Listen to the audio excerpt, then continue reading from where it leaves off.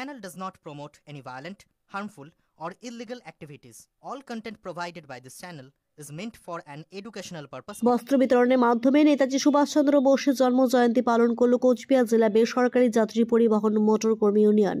এদিন সকালে কোচবিহার শহরের বেসরকারি বাসস্ট্যান্ডের এদিনের এই কর্মসূচি করা হয়, যেখানে প্রথমে একটি মিছিল বের করা হয়, যেটা কোচবিহার শহরের বিভিন্ন গুরুত্বপূর্ণ রাস্তা পরিক্রমা করে এবং তারপর পতাকা উত্তোলন এবং নেতাজি সুভাষচন্দ্র বসুর প্রতিকৃতিতে মাল্যদান করে তারা তাদের বস্ত্র বিতরণ অনুষ্ঠান অনুষ্ঠিত করে।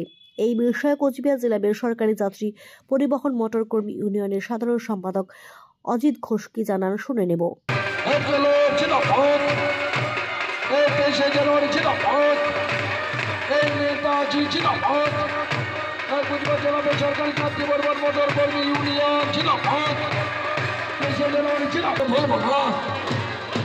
জননেতা কমরেড কমলকান্তি গুহ তোমায় আমরা ভুলিনি, ভুলব না।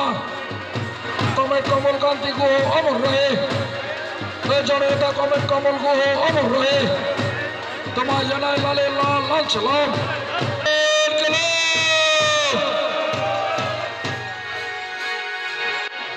এবারে এই নেতাজি জিন্দাবাদ, 23 জানুয়ারি দেশপ্রেম দিবস হিসাবে নেতাজি জিন্দাবাদ। এই নেতাজির চিন্তাধারা দিকে দিকে ছড়িয়ে দাও। 23 জানুয়ারি অনুষ্ঠান আমরা পূর্বজয় করি। এই অনুষ্ঠান আমাদের একটা ঐতিহ্য অনুষ্ঠান।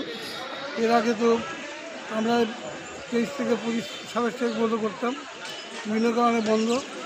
এখন বিভিন্ন সংগঠন পতাকা উত্তোলন করলাম, করে এখন জেলা কার্যালয়ে আমরা প্রস্তুতি করে নিয়ে সুস্থ মানুষদেরকে আমরা বস্ত্র বিতরণ করবো, এগুলোই শেষ করব। কতজনকে বস্ত্র বিতরণ করবেন আজকে? 150 কম্বল বিতরণ করব। আপনার নাম? অজিত ঘোষ। কোচবিহার জেলা বেসরকারি যাত্রী পরিবহন মোটর ইউনিয়নের সাধারণ সম্পাদক।